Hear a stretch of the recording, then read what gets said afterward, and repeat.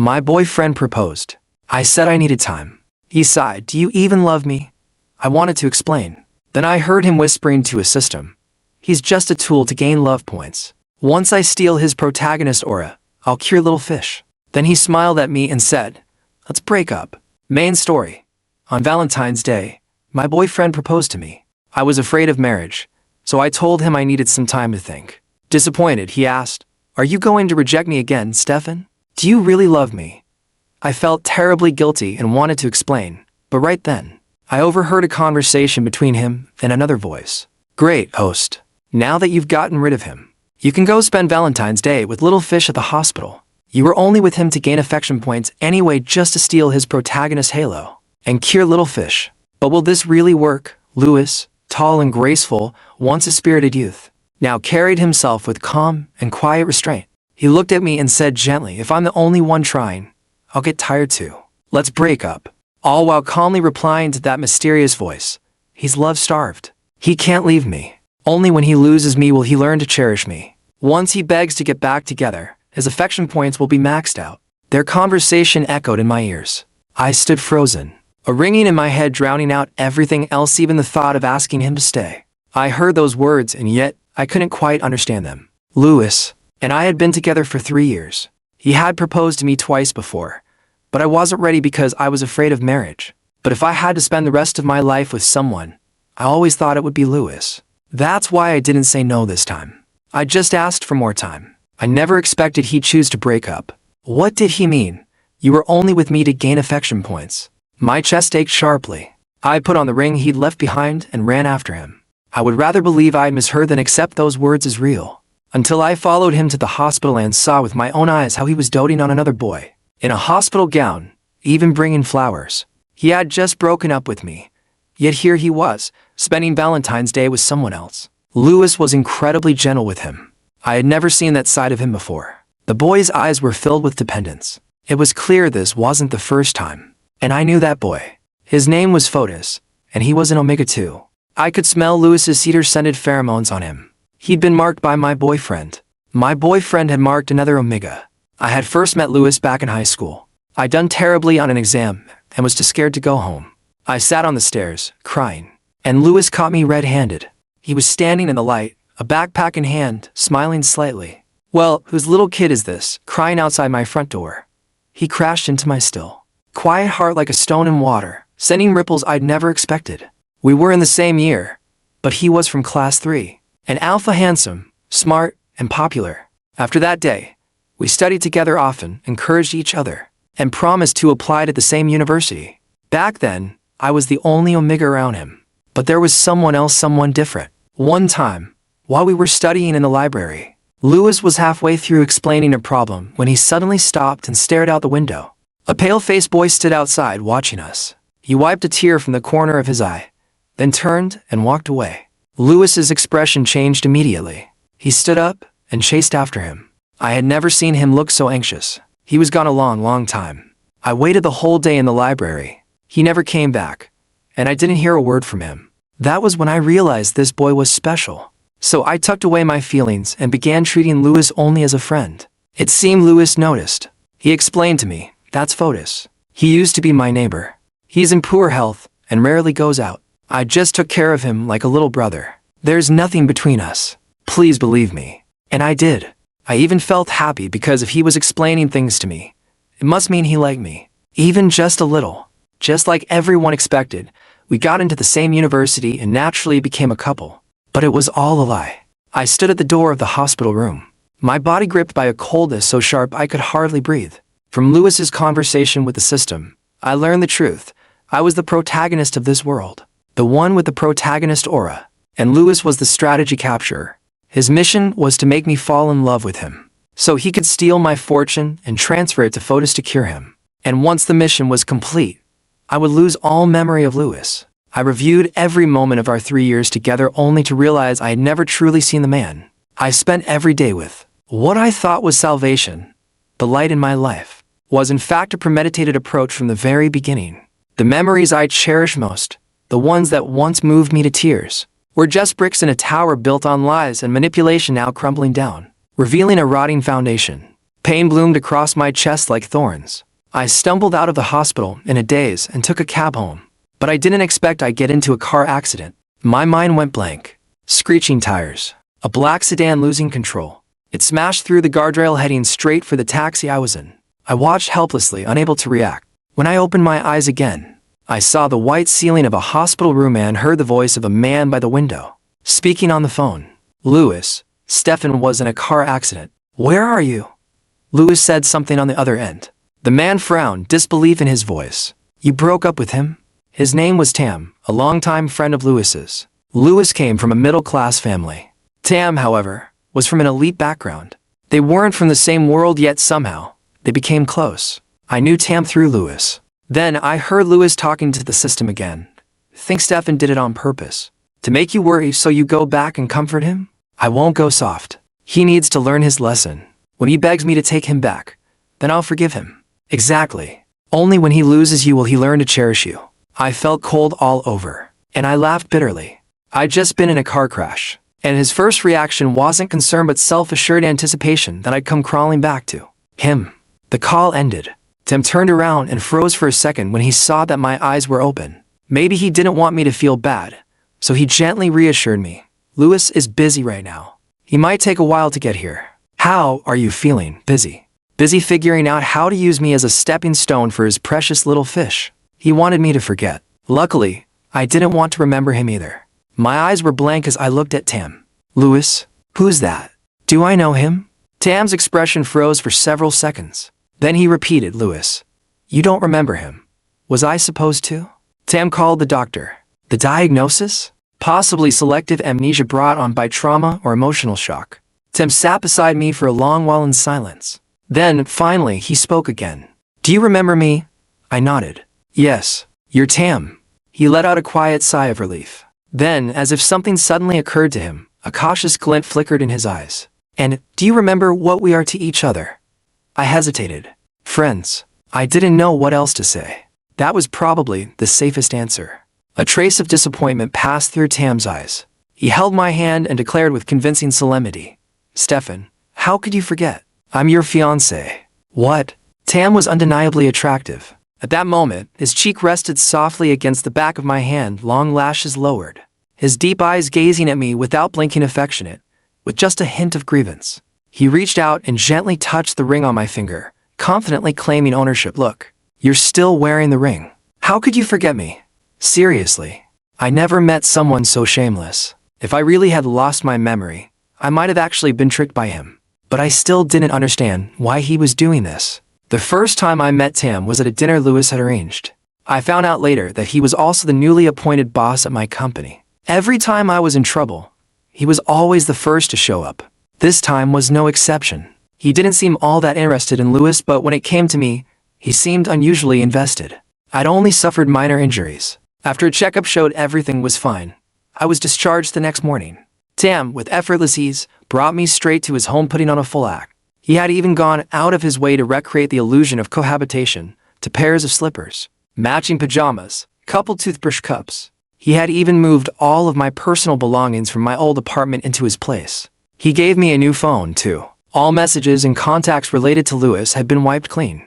There were framed photos of me everywhere in the house, ones I'd posted to my social media. Some were solo shots, and some were with Louis. Only Louis had been neatly cropped out of the frame. I stared at everything, stunned by his meticulous attention to detail. Tam hugged me from behind and whispered, "Welcome home. Every corner of this place is filled with traces of you." Honestly, it did feel like my home. He leaned on my shoulder, his chest pressed against my back, his heartbeat steady and warm. The soft scent on him enveloped me. I could feel his pheromones slowly curling around me, gentle, yet assertive. It really felt like we'd been in love for years, like we were just one step away from walking down the aisle together. I pressed my lips together. "I'm sorry. I don't remember any of this. It's okay," he said softly. "You can start remembering now." That night, after I took a shower, I went to call Tam for his turn but paused when I saw him texting someone. He stared at his phone screen, face expressionless. The sharp lines of his handsome features tinged with indifference. Tam, at the sound of my voice, he quickly turned off the screen and gave me a warm smile. "Stefan, you're done? I'll go now." I nodded. Go ahead." After he left, I walked over and unlocked his phone. He never put up any defenses around me. I even knew his passcode. It was my birthday. As soon as I opened it, I saw the chat with Lewis. Lewis, how's Stefan doing? Tam, he's really upset. Why did you break up with him? Lewis, we just had a fight. I didn't really mean to break up. I just wanted to keep him hanging a bit so he'd appreciate me more. Tam, keep him hanging a bit longer. Lewis, got it. Just keep an eye on him for me during this time. Tam, sure. I had hoped I'd discover Tam's hidden motive for getting close to me. But all I found was him playing along with Lewis's little game. He hadn't told Lewis I'd lost my memory. Instead, he kept it secret and even encouraged him to drag things out longer. The intention was obvious. I found it both ridiculous and pathetic. Then I heard Lewis's voice again, speaking to the system. Host, you're amazing. When the protagonist comes back to beg for reconciliation, the affection level will definitely be maxed out. Then you can finally cure Little Fish. I know. As long as Little Fish gets better, it's worth it. His health has improved a lot lately. I'll take him out for some fresh air in a couple of days. I'd been in a car accident, and he hadn't even bothered to come see me, but he was still obsessively concerned about Fotis. For the one he loved. He trampled all over my feelings like it was the most natural thing in the world. That boy who used to stand on the school steps, smiling at me against the light, had faded into a blur. And with him, all those memories began to rot. That night, while I was half asleep, I vaguely felt someone take off my ring and replace it with a new one. Tam knelt beside the bed and gently kissed my finger. Stefan, let's get married. You said you wanted to marry me. What? I was stunned. My eyelashes trembled, but I didn't dare open my eyes. My mind raced, but I couldn't recall even the faintest memory of Tam. Tam was the perfect, considerate lover. He seemed to know everything about me. He made my meals, kissed my face gently when I didn't want to get up, picked me up in his arms, brushed my teeth, and washed my face. He had been working from home the past few days and even used his authority as my boss to let me stay home too. I knew the real reason. He was afraid I'd slip up if I returned to the office. Since I didn't have to work, I was happy to stay and play along. At first, I thought this was just some rich young master's passing obsession. I didn't expect him to take it more seriously than I did. He insisted on doing everything himself, even washing my underwear. Every night, after he showered, he would wash my clothes too. Always late at night. One night, I got up to use the bathroom and saw that the light in the bathroom was still on. The closer I got, the stronger the scent of alpha pheromones faintly laced with sake filled the air. Through the crack in the door, I saw Tam. He stood tall, his physique lean but strong, the broad blades of his shoulders tapering into a slim waist still perfectly sculpted. It made one's heart race. He buried the lower half of his face in my pajamas, greedily inhaling the scent of my pheromones, while his other hand moved. His breathy, suppressed panting was magnetic and sensual, vibrating directly in my ears. The sight shocked me. My face flushed red on the spot. He paused for a moment, perhaps realizing something. I quickly covered my mouth and dared not look any longer. I didn't even go to the bathroom. I just slipped back under the covers like a guilty thief, my heart pounding so wildly it wouldn't calm down. Tam returned some time later, icy cold from the night air. He slipped in behind me, pulling me into his arms and gently kissed the nape of my neck. In front of me, he was always gentle and measured. I never expected that all this time, he'd simply been restraining himself. The next morning, I refused to let him do my laundry. He immediately looked dejected, as if I were some heartless scoundrel. But we always did things this way, didn't we? Did I do something wrong? What always? When have we ever had a past? I swallowed the question that almost slipped from my lips, feeling a bit helpless. Honestly, no matter what I said, he would never oppose me. But when I looked into his eyes, I couldn't bring myself to be harsh. In Tam's study, there was a giant portrait of me, in my graduation gown. His desk also held a framed photo of me. The first time I saw it, I was stunned. Anyone else might have thought he was some obsessive fan of mine. I found it oddly funny and teased him. Why is it only pictures of me? Where are the ones of us together? Aren't we a couple? Tam didn't fumble the way I expected. Instead, he smoothly leaned into the lie. Looking up at me, he said, "You're right. Why don't we go on a date and take some together?" And just like that, Tam brought me to an ice rink, where we took a bunch of photos together. After skating until I was tired, he went off to buy water. I sat at the side, resting, and then I saw someone I didn't expect. Lewis and Fotis. Lewis had his hand around Fotis's waist. Fotis was smiling shyly, practically melting into Lewis's arms. To any outsider, they looked like a couple. I didn't want to look anymore, so I turned away. But at that moment, Louis happened to glance up and saw me sitting quietly in a corner. He frowned. Fotis noticed too. Louis seemed to say something to him, and then skated over to me, his eyes filled with disapproval. Stefan, what are you doing here? Who told you I was here? I froze. I looked up at him, my gaze calm and unfamiliar, devoid of all the love that had once been there. Hi, I'm sorry, who are you? Louis blinked. It was clear he hadn't processed my words yet. Fotis joined us, a friendly smile on his delicate face. Stefan, what a coincidence. You're here too. I've been feeling better lately, so Louis brought me out for some fun. Are you here alone? He used to be like this, too gentle and innocent as he stole Louis away from me. Because of his poor health, everyone bent over backward to accommodate him. As long as he was around, Louis never saw anyone else. I smiled back at him. What a coincidence. I'm here with my fiancé. Is this your boyfriend? Fotis' smile faltered. He looked at me, confused. Louis froze as well. His brows furrowed tightly. What are you talking about? Fotis and I are just friends. A trace of doubt crossed my eyes. Is that so? But hasn't he been marked by you? I can smell it. Louis's expression darkened. Fotis is unwell. His doctor advised against using suppressants. I was just helping him. There's nothing between us. My smile remained calm as if I didn't care at all. So that's how it was. If this had happened before, I would have been heartbroken. I would have questioned him endlessly.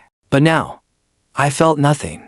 Louis noticed my indifferent expression. None of the reactions he expected appeared. No jealousy, no sadness. It was like he was just a stranger to me. He frowned again, as if he wanted to say something. Stefan, I'm back. Tam returned at that moment with 2 bottles of water. I turned toward his voice with a gentle, loving smile as if I were looking at the person I truly cherished. My expression toward him was nothing like how I looked at Louis. Tam twisted open the cap and held the bottle to my lips. His actions smooth and practiced like he'd done it 1,000 times. He patted my head indulgently. Drink slowly. Feeling better?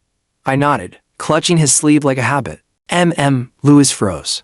The sight before him stiffened his body and scrambled his thoughts. He grabbed Tam's collar, grinding his teeth. What the hell is this? Tam, what do you mean fiancé? Tam hadn't even had the chance to speak before I stepped forward and pushed Louis away. I frowned at him. Sir, if you have something to say it properly. Don't lay a hand on my boyfriend. Louis stared at me, stunned by the disgust in my eyes. It was like he couldn't believe what he was seeing. I had never looked at him that way. His jaw tightened. His gaze twisted into something almost absurd. Your boyfriend? System, host. It looks like the protagonist only lost their memories of you. Little Fish's health is also improving, so the affection score must be maxed out. We've completed the mission. Louis froze mid-movement. The anger on his face fell apart, replaced by emptiness and confusion. He realized too late. Louis, the mission is complete. System, yes. I no longer have any active progress. The affection score has reset to 0. That must mean the protagonist has forgotten you, hence the reset. Louis, I see.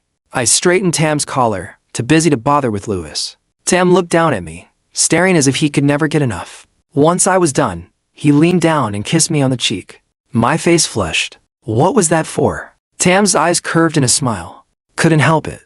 Sorry. Let's go home. Louis watched from the side. His fist clenched and unclenched as if he wanted to say something but ultimately swallowed it down. I'd forgotten him. Because he made me forget. It was what he wanted, so I let it be. Before we left, Tam turned to Louis, utterly unfazed by his earlier aggression. He even looked relaxed. Stefan and I are heading home. You two enjoy the rest of your day. He took my hand and turned to go. But Louis, for once, stopped us. His face was dark, his smile forced and cold. Tam, since we've already run into each other, why don't we all have dinner together? Tam glanced back at him. Sure. We started discussing where to eat. Then Louis suggested, how about Sichuan? My boyfriend and I used to go all the time. He looked right at me as he said it, like he was sure I'd take the bait. Louis and I had gone to that restaurant many times. He thought I loved it, but I didn't. I only said I did because he liked it. But Tam shook his head. No, if we're dining together, it should suit everyone's taste. Stefan doesn't eat spicy food. Louis froze for a second, his brows furrowing. That can't be right. I nodded. It's true. My stomach's weak. If I eat too much spice, I'll need medication.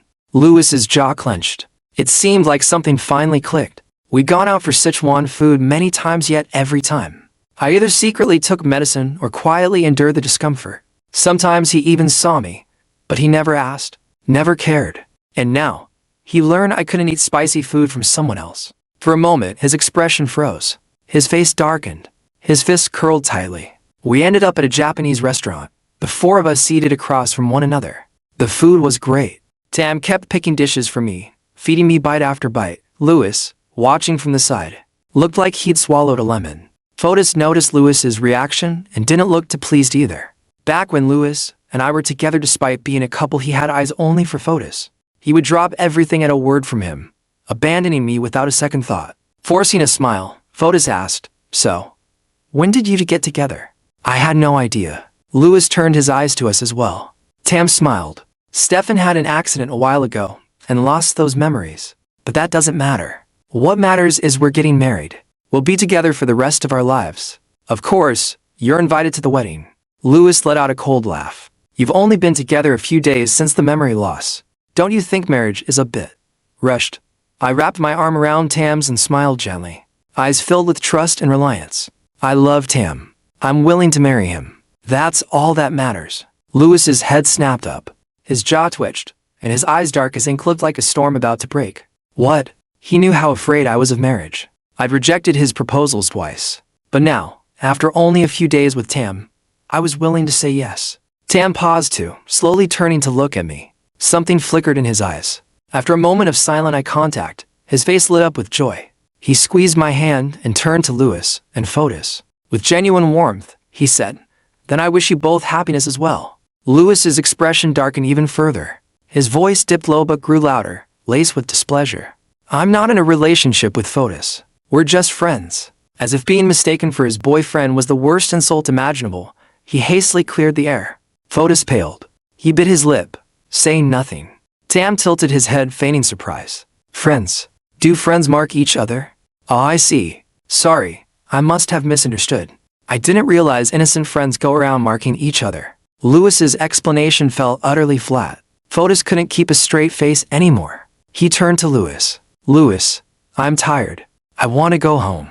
Louis's expression remained frosty, as if he hadn't realized how out of line he'd been. "I'll call a driver for you." Fotis pressed his lips together. He seemed like he wanted to say something but swallowed it down. "No need. I'll go back on my own."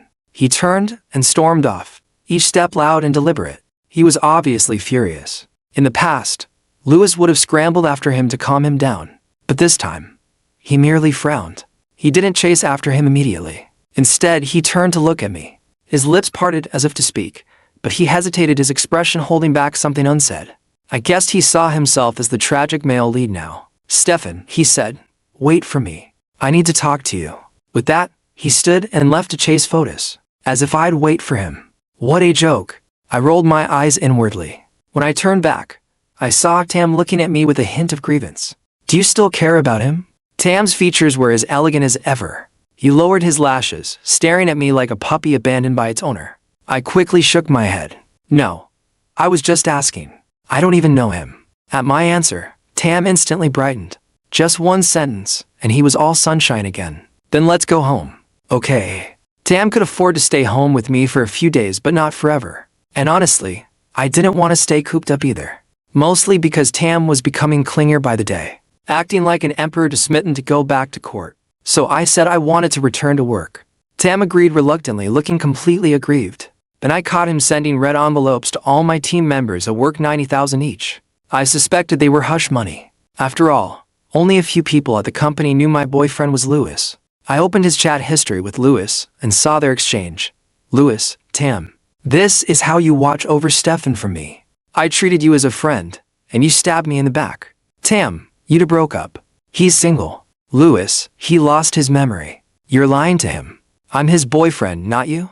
Tam, and where were you when he had the car accident? Off on a date with someone else. You didn't cherish him, someone else will. Louis, I won't let you win. He loves me, not you. Tam, then go ahead. Try your luck." Louis was confident Stefan would fall in love with him again. And maybe he would have if I hadn't been so stupid and so in love before. That's how he dared to lie to me, to use me. Louis rarely posted anything on social media. His feed was nearly empty. But last night, He posted a story. I had a little cold, and someone stayed with me all night just because they were worried. See? You still get anxious when I'm sick. The photo showed Lewis's sleeping profile. It had been posted by photos from Lewis's account. That night, Lewis told me to wait for him. But instead, he spent the night with photos. If I believed him, if I'd waited like a fool, I would have waited till dawn. Alone. Between photos and me, he always chose photos. Because I was needy. Because I couldn't let him go. He thought I would always be there, waiting for him. But I was never his first choice. And my love had become the very reason he thought he could mistreat me. Well, then I could take it back whenever I wanted. After a long break, I finally returned to work. Tam hadn't been at the office much lately. He was busy today too. So I left after work by myself. He kept messaging me, complaining about how hectic his day was, and how much he missed me and wanted to go home. I sighed and sent back a reply. Me, just focus on work. I'll be waiting at home. Tam, okay. I'll be quick. He sent a flurry of kissy face emojis. It was so adorable. I was about to head home only to find Lewis waiting downstairs outside my building. He stood there, tall and striking, with naturally sharp features. His handsome face turned heads. A few people even stopped to look, but his eyes were fixed solely on me. Stefan, he said, can we talk? I already knew what he wanted to say, but I was curious to see what kind of show he put on this time. So, we went to a cafe. He began by apologizing. Sorry. Something urgent came up at home last night, I couldn't get away. You must have waited a long time, didn't you? Urgent matter. You mean staying the night with Fotis and his cold?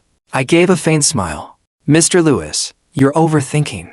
We're not that close. Why would I wait for you? Lewis's expression stiffened. His gaze dropped to the ring on my finger, and a smile tugged at his lips. Well, I'm glad you didn't wait. Stefan, so you're still wearing the ring? I glanced down at the ring. Don't call me Stefan. We're not close. This is my engagement ring from my boyfriend. What does it have to do with you? Lewis looked up at me. Because I'm your boyfriend. That ring, I gave it to you. Our initials are engraved inside. We were supposed to get married. Tam lied to you. He went on, listing off shared memories to prove that we had once been together. I simply looked at him calmly. Then I asked, you say you're my boyfriend. Do you have any proof? Do you know my hobbies, my preferences, my habits? Lewis froze for a few seconds. He said nothing, because he didn't know any of them. He didn't even have a single photo of us together on his phone. I said flatly, since you don't know anything, how can you claim to be my boyfriend? His tone turned colder. Why are you being so aggressive? I'm trying to protect you. I don't want you to be deceived. Tam isn't your boyfriend, it's all fake. And you think you're real. Then why did you mark another omega? His brows drew together. I told you it was because, and you'd be okay with your boyfriend being marked by another alpha? You know exactly what it means when an omega is marked. They become emotionally dependent on that alpha. You have a boyfriend and still mark someone else. You want it all, Lewis. It's pretty damn clear. His expression darkened with discomfort. I didn't want to hear another word. I took off the ring and held it in front of his face. Also, this ring, it doesn't have the initials you mentioned.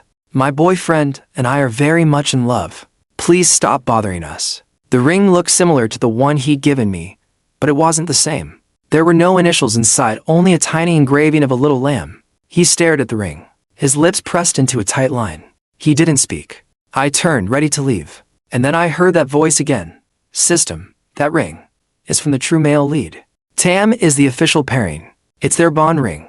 Lewis's face turned stormy. Wasn't he supposed to be abroad? Why is he back again? System, my energy might have been too low, so he returned. But don't worry. The mission is already complete. My steps faltered. Official pairing? Tam is my destined match. Just as I stepped out of the cafe, I saw Tam hurrying toward me, breathless and disheveled. His hair was messy, his expression anxious, and he looked like he'd just run a marathon. The moment he saw me, he skidded to a halt. Stefan. His lashes trembled, his lips pressed together tightly. It was obvious he was scared, and I knew why. He'd heard I left with Lewis, and dropped everything to rush over, terrified that I might run back into Lewis's arms. Yesterday he had stood tall in front of Lewis, full of confidence, saying, go ahead. Let him try. But now, he had zero confidence at all. At the slightest disturbance, he panicked. Ran here like a madman, scared to death he might lose me again. I let out a quiet laugh, helpless and a little amused. What are you doing here? I missed you. Let's go home. Tam walked over and held my hand tightly. Then he looked past me at Lewis, face cold and slightly fierce. Please don't arrange private meetings with my boyfriend. He doesn't know you. And if it happens again, I won't be so polite. Lewis scoffed. His sharp eyes glared at Tam. Feeling guilty, are we? Tam's grip on my hand tightened like he was guarding something precious he'd stolen, warding off a predator who might snatch it away. Love makes people afraid. Maybe he wasn't as confident as he pretended to be. I felt a little sorry for him. I squeezed his hand gently, steadying him. Then I turned to Lewis with a calm, icy look. Tam's right. I'm not seeing you again. Don't come looking for me. Then I tugged Tam's hand and said to him, Let's go. Let's go home. He blinked in surprise, then lowered his gaze to meet mine. Within seconds, stars bloomed in his eyes. Okay. Lewis watched us in silence. A mix of disbelief and confusion filled his expression, like he was only just realizing that the one who had once waited quietly behind him, always there when summoned, was now truly gone. Lewis clenched his fists. Panic welled up in his chest. Lewis, is there a way to get Stefan's memories back, system? Why? If he remembers, he'll start clinging to you again. Little fish won't like that. Lewis, just answer me. Is there a way or not? I'm not doing this mission anymore. I don't want him to forget me. If he hadn't forgotten, Tam wouldn't even have had a chance. System, sorry host. The contract is irreversible. You made the wish. As long as Fotis recovers, I'll do anything. That's when I appeared. Isn't this what you wanted? Lewis fell silent. He stared at Tam and me walking away, his fists tight, veins bulging. His lips parted, but nothing came out. Back home, Tam couldn't stop gazing at me, eyes sparkling, soft and affectionate. He stared so intently I started to feel creeped out. Why are you staring at me like that? He was caught red-handed and actually looked shy. I don't know. I just want to look at you. It was kind of cute. Whatever. Let him look. I glanced down at the ring on my finger. Then I thought about that night when Tim said he wanted to marry me. I turned to him, serious. Have we met before? Tam blinked. Surprise and nervousness flickered in his eyes. You remembered? It seems we really had met, but unfortunately I didn't remember it. Tam saw the confusion in my eyes and smiled gently. We did, but we were just kids back then. My hometown is a small village, Kingle. I used to stay there when I was little. My grandma loved the countryside. She chose that village to settle in, and I went with her. I was the city boy visiting the countryside, and you were the real village kid. You walked on muddy paths like you'd never seen dirt before. I used to sit in the tree and laugh at you. Your brows would furrow, your delicate little face all scrunched up in annoyance. Then you'd look up at me. I was stunned. So stunned, I slipped from the branch and landed flat on my butt. You laughed, and I, forgetting all about the pain, laughed too. After that, we played together all the time. You were handsome even as a kid. So many children wanted to be your friend, but you only wanted to play with me. In my hometown, everyone spoke the local dialect. The words for yang and lamb sounded the same, so I thought my name was Chen Lam. When I introduced myself to Tam, I even pointed at a sheep and said, that one. That's the one. We made a promise to play together forever. We'd always be each other's favorite. Tam asked, what if we grow up and get married to someone else? I frowned seriously. Then we'll marry each other. That way, we'll still be each other's favorite. Okay. Pinky promise. I said, pinky promise. I'll marry you. I'll wait for you. It was a time full of joy. But afterward, Tam didn't come find me for a very long time. And when I went looking for him, he was already gone. Something happened in Tam's family. He went abroad. By the time he returned, I had already moved away to another city for school. The name I'd given him was wrong. He couldn't find me. It was like a corner of my memory had been cloaked in fog all these years, and now it had suddenly cleared. That was when Lewis entered my life. The system's interference had driven Tam abroad, and Lewis stole his storyline. But Tam, who was supposed to stay overseas, came back. He found me, but by then, I was already with Lewis. All those promises, only he remembered them. He kept waiting, clinging to that hopeless promise. He watched me fall in love with someone else. It must have hurt so much. I lowered my gaze and said softly, I'm sorry. Tam looked down, staring at me with a gentle smile in his eyes. This wasn't your fault. It's mine for not staying by your side. But that's all in the past. What matters is that, in the end, things turned out right. After that day, I thought everything between Lewis and me was over. With his personality, he'd never come looking for me again. After all, to him, I was just a mission target. Now that the mission was complete, there was no reason for him to stick around. But instead, he grew even more persistent, showing up at the company, asking mutual friends to convince me, saying we were once lovers, talking about how deeply in love we used to be. Honestly, proving we'd been together wasn't difficult. I knew that, but I pretended not to believe a word. No matter what evidence he showed, I refused to believe him. The once arrogant Louis, who'd looked down on me so dismissively, had now become the type of ex who clung and wouldn't let go. Tam had to chase him away several times. Louis practically wanted to camp by my side, afraid I'd slip away again. From the system's conversations with Louis, I learned that Fotis had thrown several tantrums because of all this. But this time, Louis didn't go comfort him. He felt Fotis had recovered, and that I only forgot about him because of Fotis. He was already irritated, and dealing with a needy Fotis only made him more impatient. Until Fotis relapsed. I heard it was serious. I hadn't seen Louis for several days. When I finally did, it was a week later. I was returning home from work and found him waiting outside my apartment. He looked pale, worn out, and travel-stained. The light in his eyes had dimmed. There was no trace of his usual confidence. When he saw me, a shadow crossed his gaze. His eyes were filled with self-mockery. "Stefan, you didn't lose your memory, did you?" His mission had failed. Fotis wasn't cured. He knew I'd lied to him. It was only a matter of time. That's right. I didn't. Louis clenched his fists. "Then why did you lie to me? Was it fun playing me like that?" I laughed. "Who lied to who first?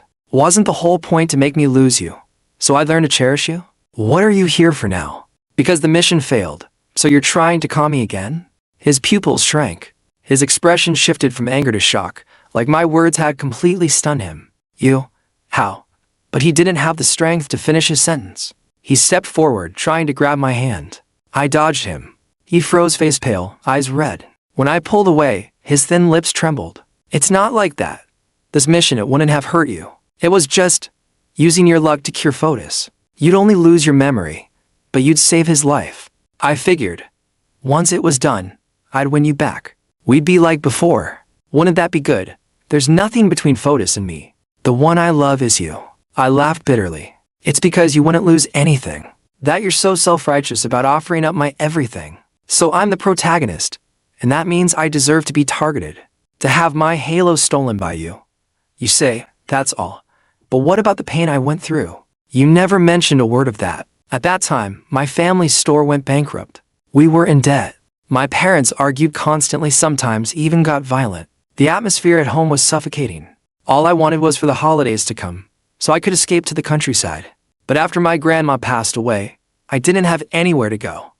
I was hoping Louis would show up, and I was terrified he would, because every time I saw him, I felt so small. I was scared he'd see the mess my life had become. But Louis still came. He kicked the door open, found me collapsed on the floor. Before I blacked out, I saw the fear and sorrow in his eyes. He cradled me in his arms. His warm tears fell onto my cheeks. He kept begging me not to fall asleep, kept saying he was sorry, that it was all his fault for not protecting me. He saved me, like a beam of light slicing through rotted floorboards, illuminating the mold-covered, mushroom-like person I'd become, buried beneath.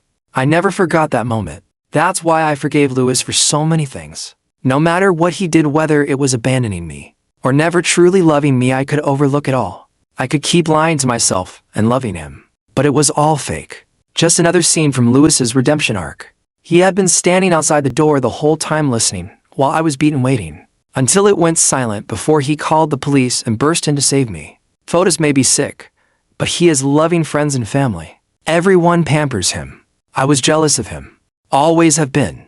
I said, if I didn't have this so-called protagonist halo, I probably would have collapsed a long time ago. If this is the price of being the lead, then I'd rather not be. You're right.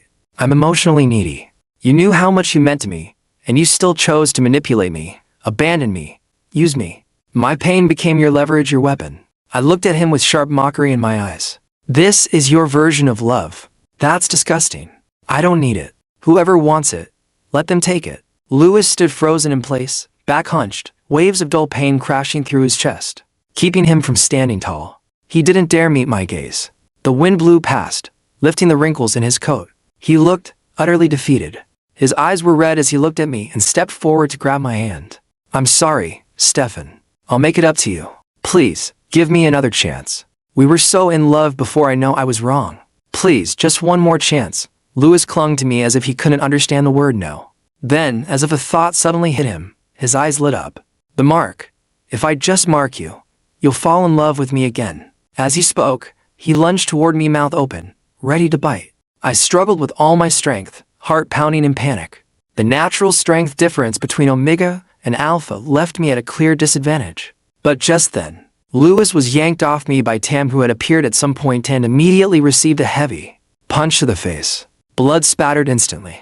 Tam, furious and unwilling to stop, continued hitting him over and over, leaving Lewis completely defenseless. The sharp scent of Tam's pheromones spread through the air, oppressive and commanding. Seeing that Lewis was about to get beaten to death, I rushed over and grabbed Tam's arm. Tam, that's enough. Calm down. Tam finally snapped back to himself. He shoved Lewis aside, now dazed and bloody, and turned back to me. Are you okay? Did he hurt you? His anxious, worried expression made me smile helplessly. No. The one who needs medical attention now is Lewis. Lewis was taken to the hospital while I brought Tam back home. I didn't know how much he had hurt or when he arrived, but either way, it was time to be honest with him. I looked him in the eye and said, I have something to tell you. Tam's jaw tightened slightly, and he looked unsure. What is it? I never actually lost my memory. I know. I froze, staring at him, surprised. You knew. When did you find out? His dark gaze locked onto mine. When you told Lewis you liked me and wanted to marry me. You'd never said anything like that before. Not even once. And suddenly, you said it in front of him. Then why? Why didn't you say anything? Why did you just go along with it like nothing happened? Tam replied calmly. Because I didn't care.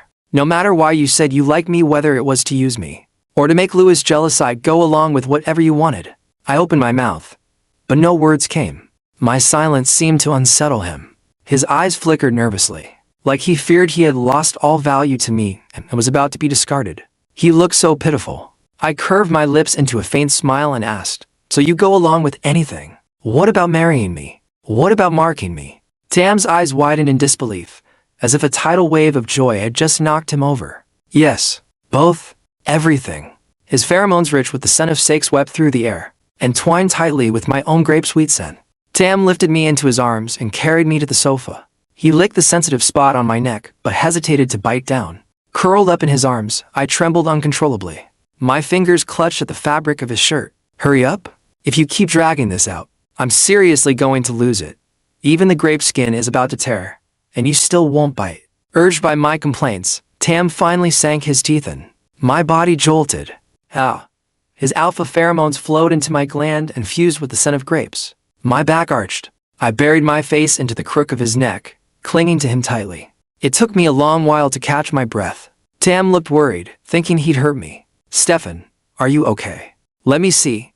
He tried to lift my face, but I held him tighter. No. Tam paused. The pressure against his lower abdomen told him everything he needed to know. His Adam's apple bobbed.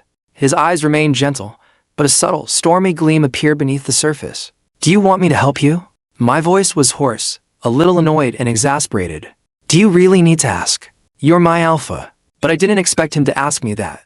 Or what came next.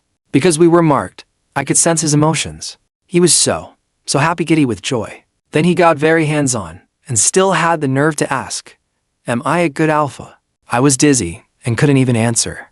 That made him pout. Either I answered, or he wouldn't stop. That night was a blur of pleasure. Even afterward, as I lay breathless and spent, he still whispered over and over into my ear, my amiga. I mumbled lazily, I'm yours. When Tam and I got married, Lewis showed up uninvited. Fotis didn't come. In the past, he'd often feigned illness to get Lewis's attention, but Lewis never went to see him. This time, he even slit his wrist. But Lewis still didn't go. He was found in time and sent to the hospital. Childhood friends, and that was how they ended. Lewis wore a black suit that day, looking more like a groom than a guest. When he looked at me, his gaze was full of sorrow, deep and unshakable. I'm sorry. His fist clenched. He still couldn't accept it. He still believed Tam had stolen his place. If he treats you badly, I cut him off, gently but firmly. He won't. And none of this concerns you anymore. Under the gaze of all our guests, Tam and I finished our vows. And finally, the happiness that belonged to me had arrived.